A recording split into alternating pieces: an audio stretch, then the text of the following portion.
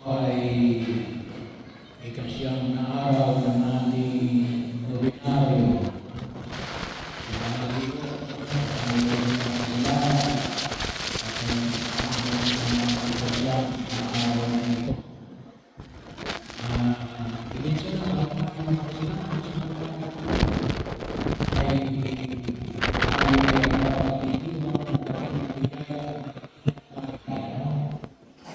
bukas para sa kapanganakan ng aming Panginoon sa Kristo. Pero ngayon, ang ating nasa Ebanghelyo ay kapanganakan ni Juan Bautista.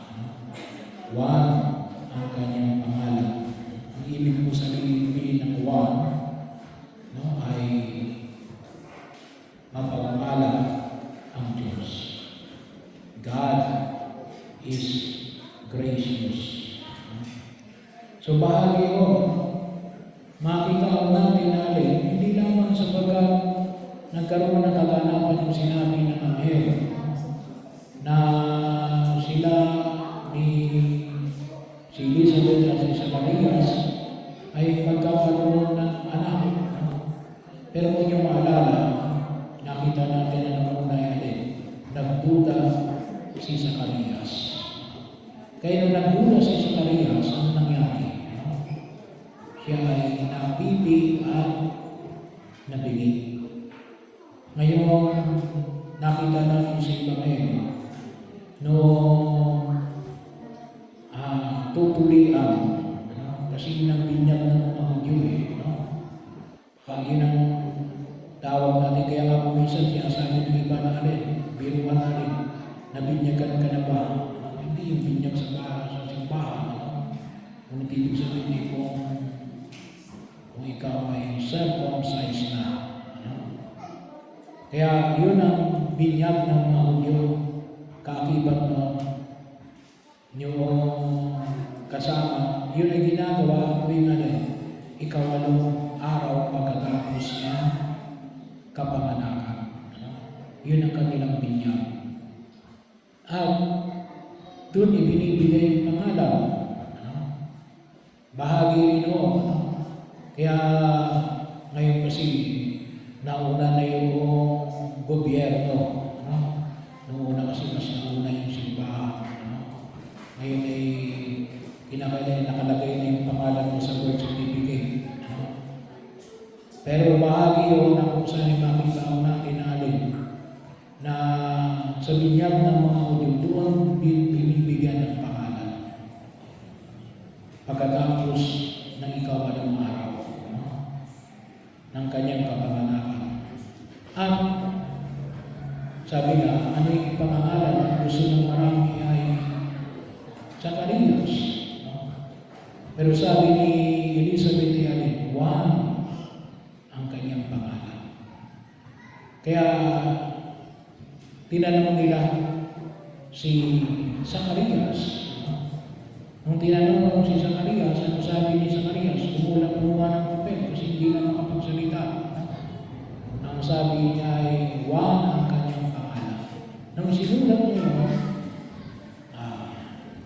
nakarinig na si Zacarias at nakapagsalita.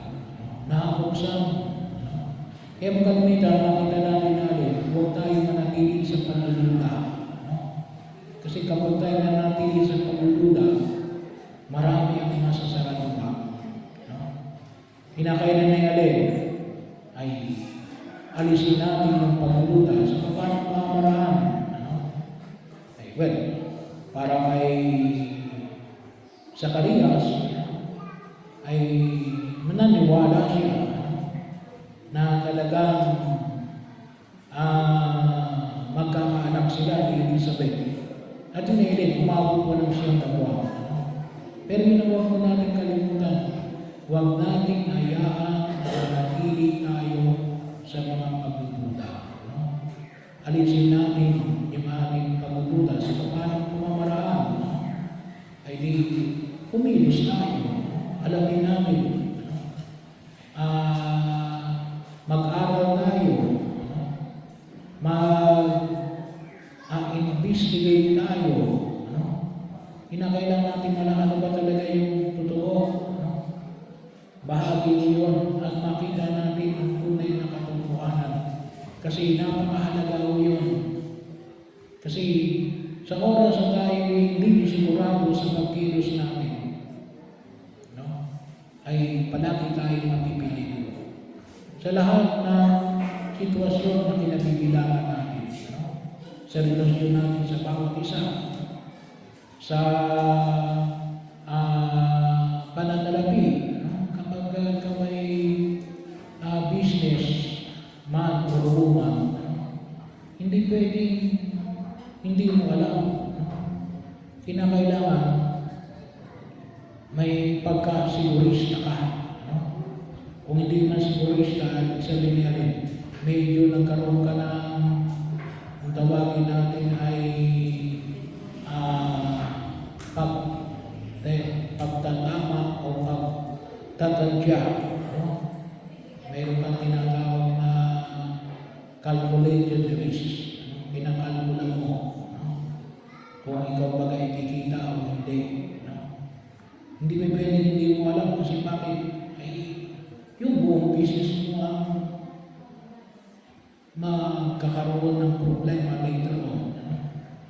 Kaya kung kumisa yung iba, nalulugi. Bakit?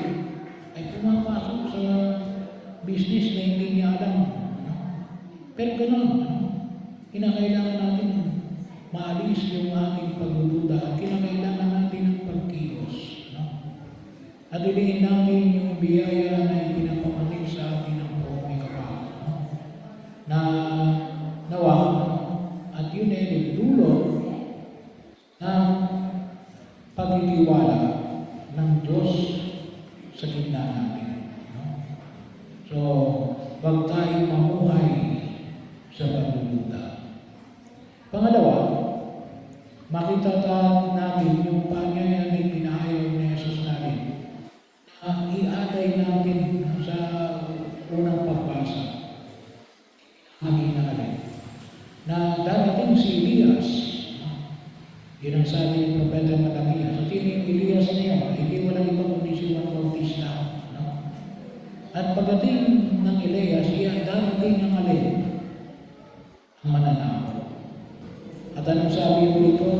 Yung pagdating ng mananakot, ang pag-ahandog ay magkakaroon ng kaganapan.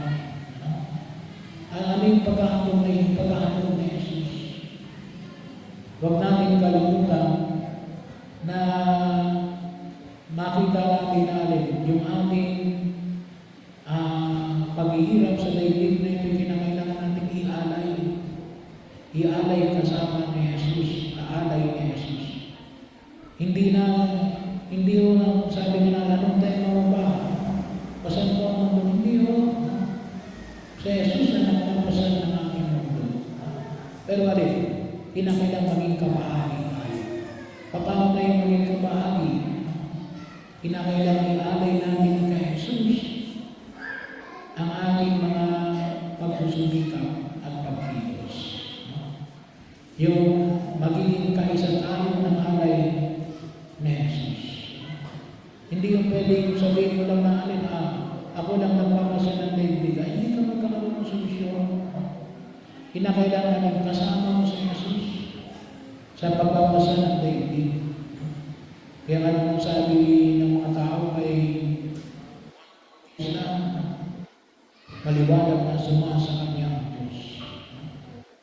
At tulad ng San Bautista, tayo tinutulungan ng Diyos natin maging kabahagi ng kilala sa Diyos ng Diyos. At kinakailangan na rin din, tayo mismo rin ay mismo maliwanag na tanda na alin pagkakain ng presensya ng Diyos. Kapag alin, iniaalay natin yung ating sarili kasama sa pag-aalay ni Jesus. Sabi nga natin, kahapon, alin, yung pag-ahandog natin ng sarili alin, pagsunod sa kalooban ng Diyos. Pero ito ngayon, hindi lang pa sa pagsunod sa kalooban ng Diyos. Kinakailangan natin, maging maliwanag tayo natin, kasama natin iaalay natin ito kay Jesus. Hindi pwede na alam, ako ang mga naghihirap. Dapat maliwanag sa iyo na alin. Sa iyong pagsumikap,